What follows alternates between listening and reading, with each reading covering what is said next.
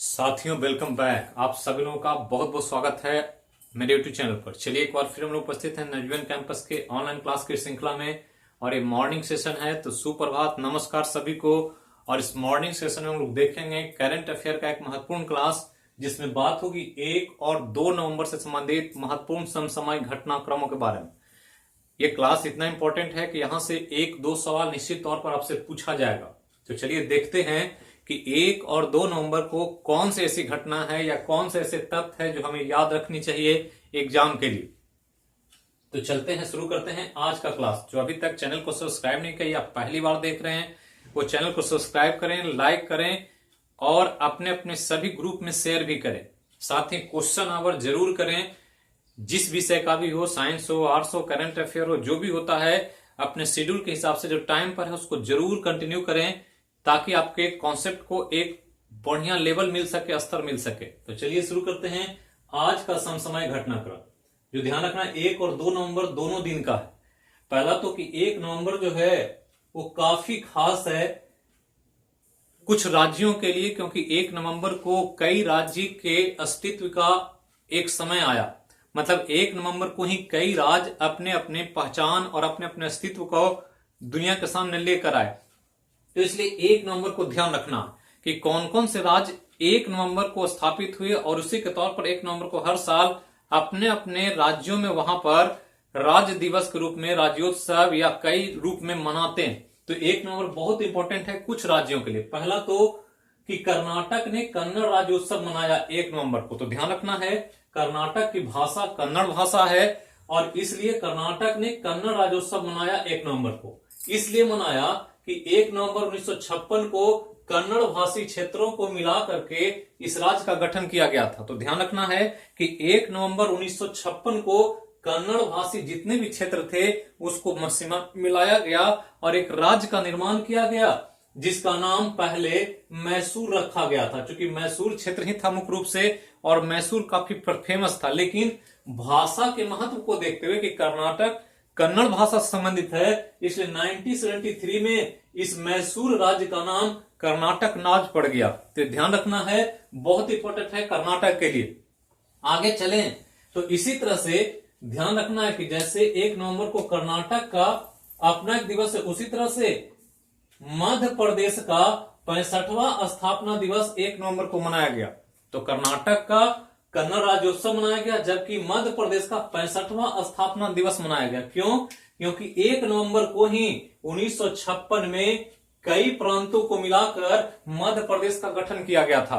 तो मध्य प्रदेश बीच वाले भाग में भारत के क्षेत्र में कई तरह के क्षेत्रों को मिला करके जो पार्ट बीच में था उसको मिला करके एक राज्य का गठन किया गया, और ये राज्य का गठन 1 नवंबर 1956 को किया गया था। और इसलिए हर साल 1 नवंबर को मध्य प्रदेश अपना स्थापना दिवस मनाता है। तो 1 नवंबर 1956 को ये भी, 1 नवंबर 1956 को मध्य प्रदेश भी। और ध्यान रखना ये 65वां है तो ये भी 65वां ही होगा। तो इस रूप में ध्यान रखना है कि मध्य प्रदेश का स्थापना दिवस 1 नवंबर को ही मनाया जाता है।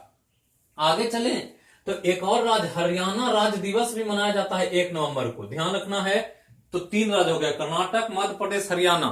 तो हरियाणा राज्य दिवस 1 नवंबर को, लेकिन इसका गठन जो हुआ था 1 नवंबर 1966 को। और इस रूप में इसका निर्माण किया गया कि पंजाब के जो पूर्वी क्षेत्र थे उसके 7 जिलों को मिला करके एक अलग राज्य बनाया गया हरियाणा के रूप में।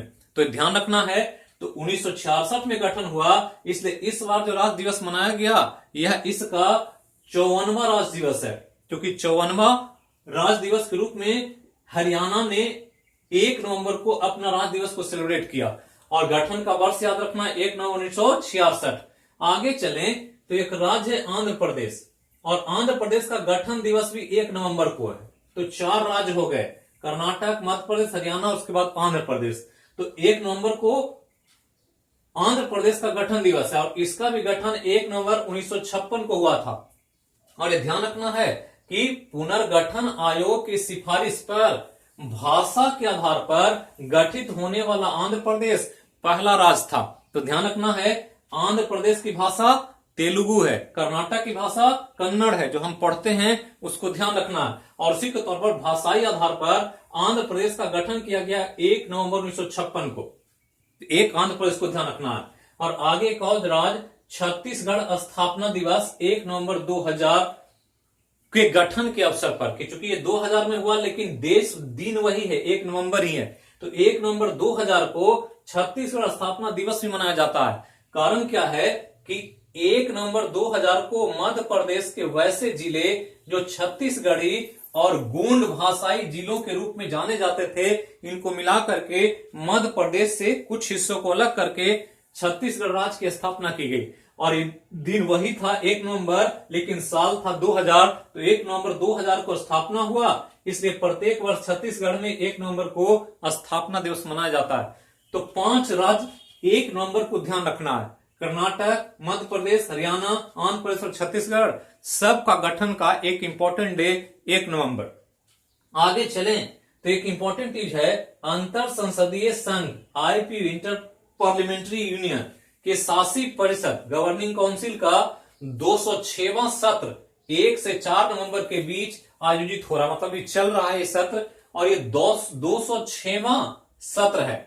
ध्यान रखना कि इस सत्र में सुश्री गैब्रिएला क्यूवास बैरोन, सुश्री गैब्रिएला क्यूवास बैरोन जो अभी आईपीयू के राष्ट्रपति हैं, जो मेक्सिको के रहने वाले हैं, और इनकी जगह नए राष्ट्रपति का चुनाव होना, चूंकि इनका कार्यकाल अक्टूबर में पूरा हो गया। तो ध्यान रखना है कि अंतर संसदीय संघ आईपीयू के गवर्निंग काउंसिल की एक बैठक होने वाली, जो 206वां सत्र है, और इसमें विश्व के सभी राष्ट्रीय संसदीय समिति का एक वैश्विक संगठन है, जिसमें कुल सदस्य देश 179 हैं, और आईपीयू का गठन 1889 में हुआ था।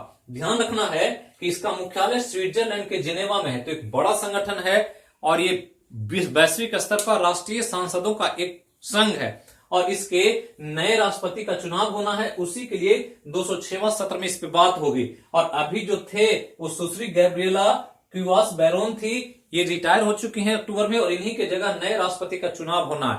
तो ध्यान रखना है सब कुछ कि सदस्य देशों की संख्या 179, आईपीयू का गठन 1889 और मुख्यालय जिनेवा स्विट्जरलैंड में।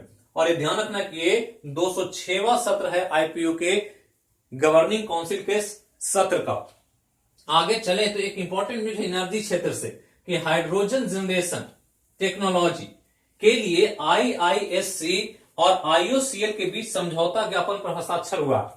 तो IISc Indian school of science बोलते हैं, इंडियन इंस्टीट्यूट ऑफ साइंस, और ये जो है इंडियन ऑयल कॉर्पोरेशन लिमिटेड, ये दोनों ने मिल करके हाइड्रोजन जनरेशन टेक्नोलॉजी को विकसित करने के लिए एक समझौता ज्ञापन किया है। आपको पता होना चाहिए, कई बार चर्चा हुई है कि आने वाले समय में जो ईंधन है वो हाइड्रोजन है, क्योंकि पेट्रोलियम, कोयला, डीजल, केरोसिन सब खत्म हो रहा है।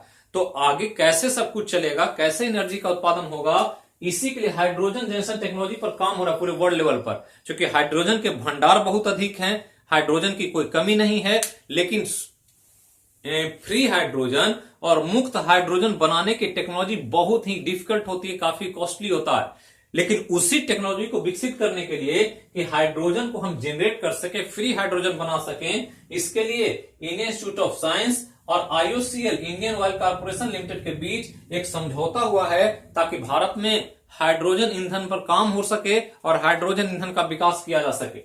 आगे एक और इंपॉर्टेंट न्यूज है, बहुत इंपॉर्टेंट, एग्जाम में पूछा जा सकता है। 15वें वित्त आयोग की रिपोर्ट 2021-22 से 2025-26 वित्तीय वर्ष के लिए 9 नवंबर को प्रस्तुत किया जाएगा।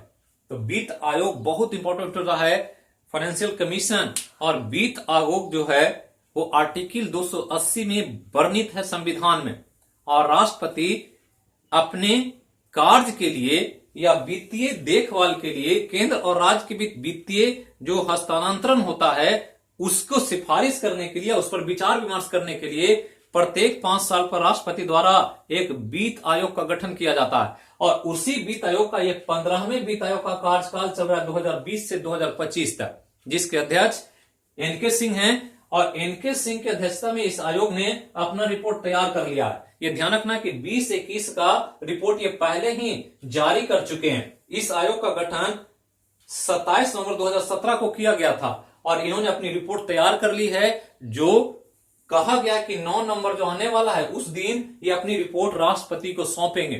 और 1 महीने बाद ये रिपोर्ट प्रधानमंत्री को दी जाएगी। तो ध्यान रखना है कि इसके द्वारा क्या होगा, तो केंद्र और राज्य के बीच वित्तीय जो संसाधन है उसका हस्तांतरण की सिफारिश किया जाएगा कि केंद्र को कितना पैसा मिलना चाहिए, राज्य को कितना मिलना चाहिए, क्या पैसे की हिस्सेदारी होनी चाहिए, ताकि देश में वित्तीय कोई प्रॉब्लम ना आए और राज्य और केंद्र का जो संबंध है अच्छे से चल सके और ये देश विकसित हो सके। तो ये ध्यान रखना है। 15वें वित्त आयोग कार्यकाल, ये ध्यान रखना है कि 2025 तक इनकी सिफारिश का कार्यकाल चलेगा।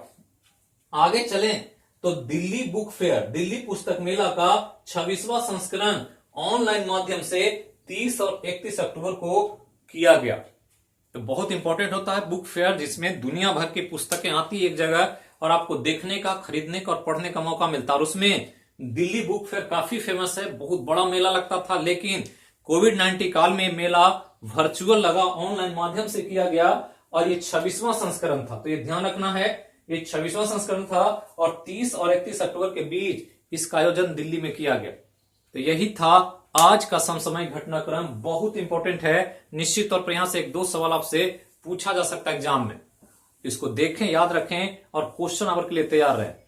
आज बिहार में चुनाव का माहौल भी है, तो क्लास समय मिलेगा तो हो भी सकता है, या समय का अभाव हुआ तो क्लास शाम का नहीं भी हो सकता है। तो तैयार रहें, देखेंगे, जैसा होगा उस हिसाब से काम करेंगे। वोटिंग करना जरूरी है, मतदान करना बहुत जरूरी है। जो भी मतदान के योग्य हैं अपने अपने मताधिकार का निश्चित तौर पर प्रयोग करें, लोकतंत्र की विकास के लिए, लोकतंत्र को बचाने के लिए। तो थैंक यू, फिर मिलते हैं एक नए क्लास में। तब तक जहां रहें स्वस्थ रहें, सुरक्षित रहें। आपका दिन शुभ मंगलमय हो। बोलिए सब मिलकर जय हो मैया की। Thank you.